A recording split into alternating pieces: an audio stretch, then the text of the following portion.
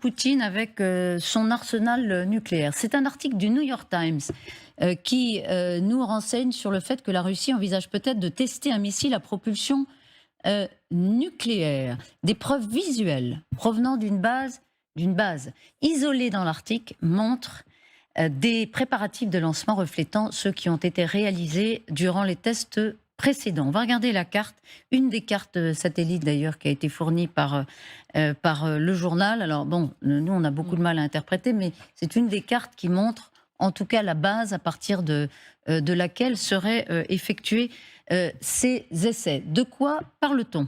De quel missile parle-t-on ? On va voir ses caractéristiques.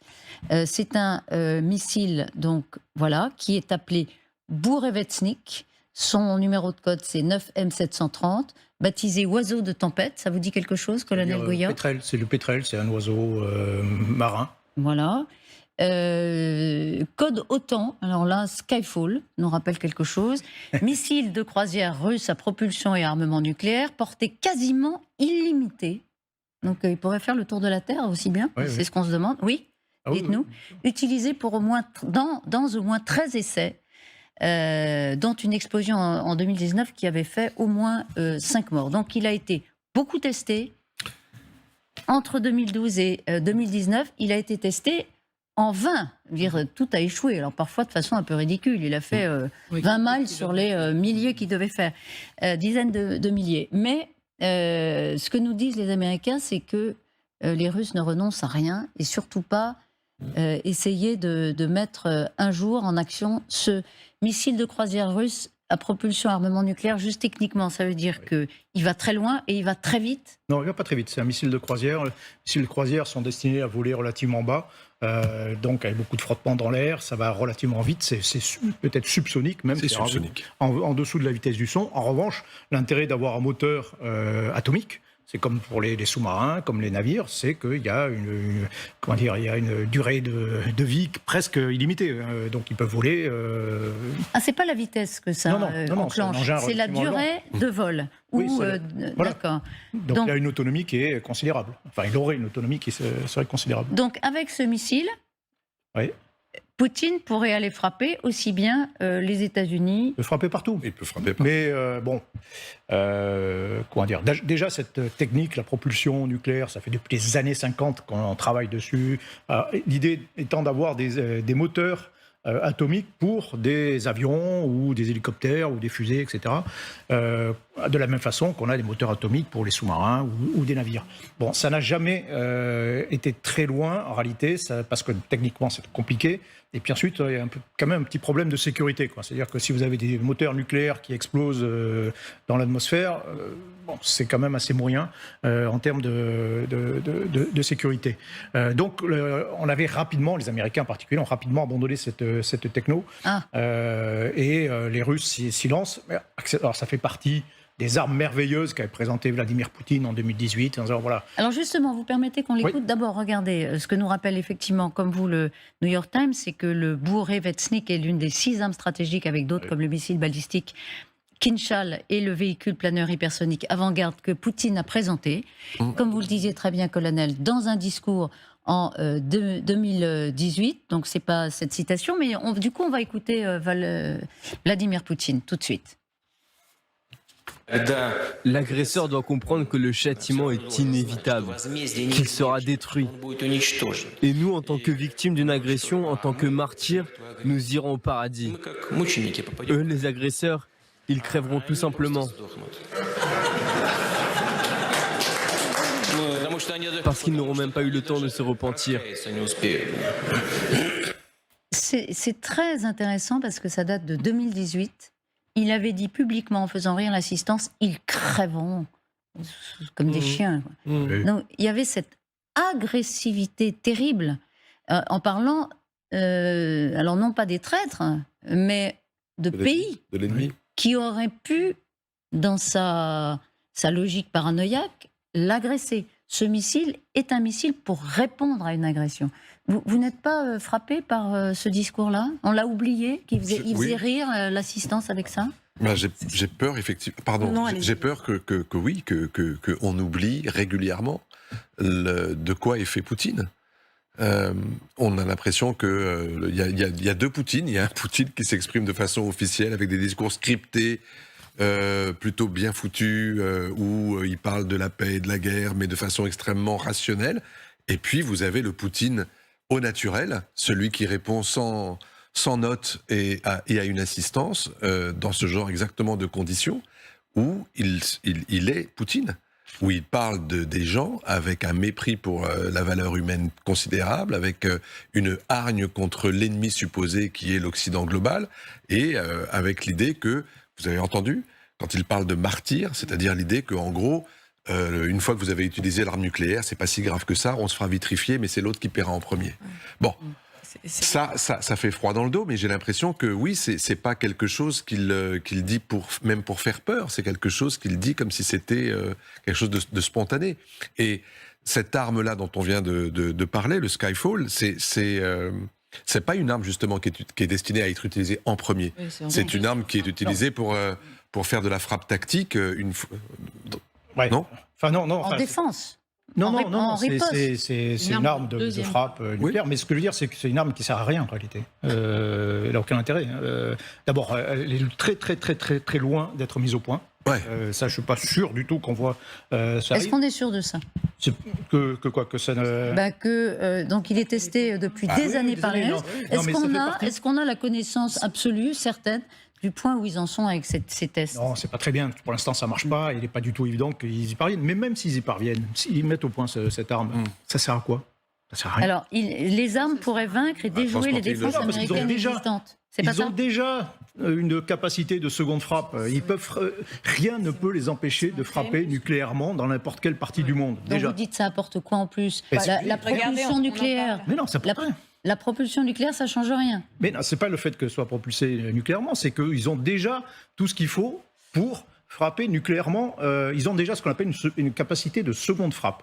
Seconde frappe, c'est-à-dire vous avez un arme comme nous, ou les États-Unis, vous avez une force nucléaire qui est indestructible. Vous pouvez l'attaquer une première fois avec tout ce que vous voulez, toutes les armes nucléaires. Vous aurez toujours la capacité de riposter partout et rien ne vous empêchera d'aller frapper les villes ou n'importe quel objectif avec vos armes nucléaires. Les Russes ont déjà ça et très largement.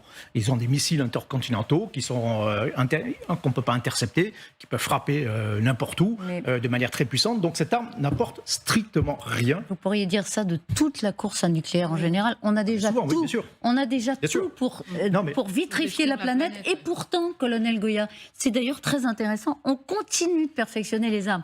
Donc c'est un mouvement dynamique, je vais dire, irrépressible. Les Russes continuent de chercher. C'est une arme de prestige uniquement. Uniquement, c'est pour le décorum. Dans son discours de 2018, où il parlait des armes merveilleuses, dont aucune n'est d'ailleurs au point. Sauf le Kinjal, et encore, c'était très en dessous quand même de ce qu'on pensait. Ouais.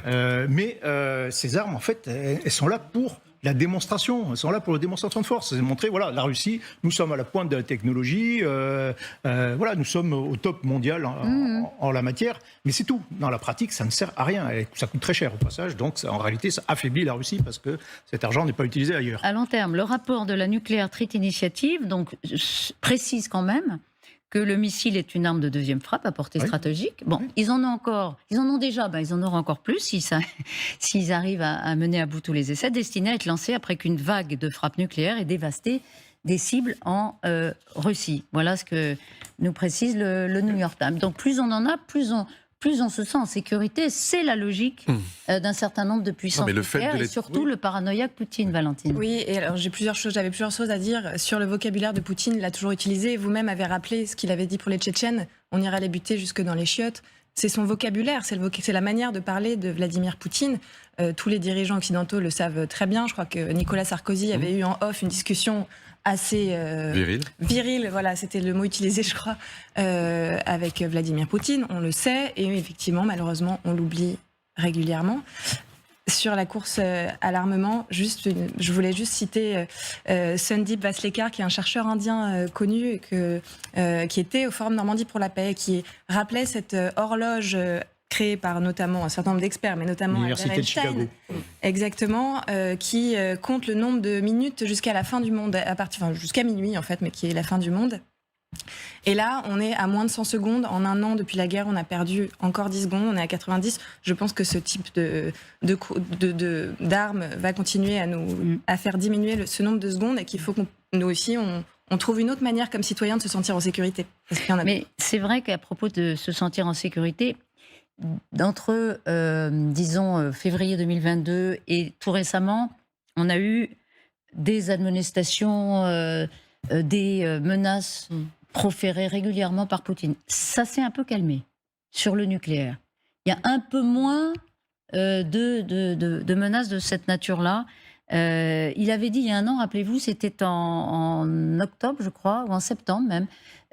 C'est pas du bluff. On a le son ou pas? On l'écoute. Je tiens à vous rappeler que notre pays dispose également de diverses armes de destruction. Et à certains égards, elles sont même plus modernes que celles des pays de l'OTAN. S'il y a une menace pour l'intégrité territoriale de notre pays, afin de protéger la Russie et notre peuple, nous utiliserons certainement tous les moyens à notre disposition. Ce n'est pas du bluff. Ça vous fait rire? Oui, parce qu'il ne faut jamais en parler. Ouais. Quand vous avez une arme, il faut jamais en parler. Ou alors, si, comme le font aujourd'hui les puissances de l'OTAN, en disant « eh ben nous aussi ». Point. Ouais. Voilà. Mais passer son temps à parler du fait qu'on détient une arme sans jamais s'en servir, finit par user le discours et à user la crédibilité. Sauf que jamais, on ne sait pas, François. Le doute persiste. Mais non, mais le problème, c'est que la dissuasion, c'est l'armement. Il faut avoir évidemment des moyens, il faut avoir des armes, et il faut persuader qu'on est capable de les utiliser, qu'on les utilisera s'il le faut. Donc c'est forcément les deux volets. Mais le problème, là, donc il faut répéter tous les ans, pratiquement, ou très régulièrement, le président de la République en France fait un discours sur le nucléaire où il dit jamais, voilà, si nos intérêts vitaux, on n'hésitera jamais, etc., etc. Bon, le problème de Poutine, c'est que à force de répéter, au bout d'un moment, ça veut dire qu'il y a peut-être un doute. C'est le parabole du berger qui appelle au secours. Exactement, voilà. Ouais. Si vous faites aussi, vous répétez trop souvent, c'est qu'en réalité, vous n'y croyez pas forcément. On ne vous croit plus. Et vous-même, vous n'y croyez peut-être même pas vous-même. Ils ont dû quand même le comprendre parce que même Dmitri Medvedev, qui s'était fait quand même le grand spécialiste de la menace nucléaire, l'ancien président russe, a arrêté de le faire. Donc peut-être effectivement ont-ils compris qu'à force d'y avoir recours, ça banalise le propos et donc finalement ça fait moins peur. Surtout quand on insiste à la fin du discours comme l'a fait Vladimir Poutine dans l'extrait qu'on vient de revoir, en disant ce n'est pas du bluff. Si on a besoin de dire que c'est pas du bluff, c'est que justement il y a un doute. Quand on dit les choses, vous avez raison. Et on dit souvent ici. Depuis ces derniers mois, ils ont arrêté quand même de brandir cette menace régulièrement. Pourquoi ?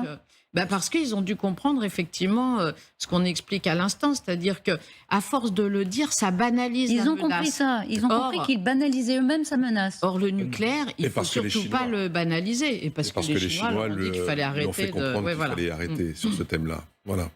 Et donc, Xi Jinping a dit ne le fais pas, je ne te suivrai pas sur ce plan-là. Donc, maintenant, c'est la ligne rouge des Chinois. C'est la ligne rouge des Chinois. Il n'y en a pas 36. Enfin, si, il y en a une deuxième, mais qui n'a pas été efficace jusqu'à présent. Mais non, la plus efficace, c'est celle de dire à Poutine voilà, nous, on se tait, on s'abstient, éventuellement, on te soutient politiquement, sauf si tu continues sur le terrain du nucléaire, qui est pour nous donc, vous diriez que la menace... L'idée même de désagréger et de rendre le monde aussi chaotique par la menace nucléaire est insupportable pour la Chine, qui a franchement d'autres projets pour les années à venir que de subir ça. De ce point de vue-là, c'est vrai que la menace a changé de nature. Elle était conventionnelle et aussi nucléaire, on va dire. Aujourd'hui, elle est plus conventionnelle que nucléaire. Et puis la Russie ne se sent pas plus forcément autant en danger qu'elle a pu être dans le passé. Le front résiste. Si les Ukrainiens attaquent, frappent la Crimée, mais pour l'instant, ils ne sont pas en mesure de s'emparer de la Crimée. Donc, il n'y a pas, pour l'instant... Ils voulaient quand même prendre l'Ukraine, ils n'y sont pas arrivés. Donc, oui, non, mais si vous voulez, en réalité, il y a deux scénarios envisageables pour l'emploi de l'arme nucléaire par la Russie. Le premier, c'est s'il y a vraiment une menace ukrainienne vis-à-vis de quelque chose considéré comme vital, dire la Crimée essentiellement, de dire voilà une frappe d'avertissement ou une frappe sur le sol en disant stop, on arrête tout, parce que sinon après, là vous touchez à quelque chose de vital pour nous. Et la suite, c'est des frappes nucléaires massives. Ça, c'est le premier scénario. Deuxième scénario offensif, considérant qu'ils n'ont pas abandonné leur objectif, que le front est bloqué et qu'il n'y a pas d'autre solution que d'employer des armes nucléaires à faible puissance, éventuellement, pour débloquer ce front et pour atteindre Kiev et s'emparer de l'Ukraine. Voilà, c'est les deux scénarios un peu envisageables, mais pour l'instant, je pense qu'on en est encore très loin.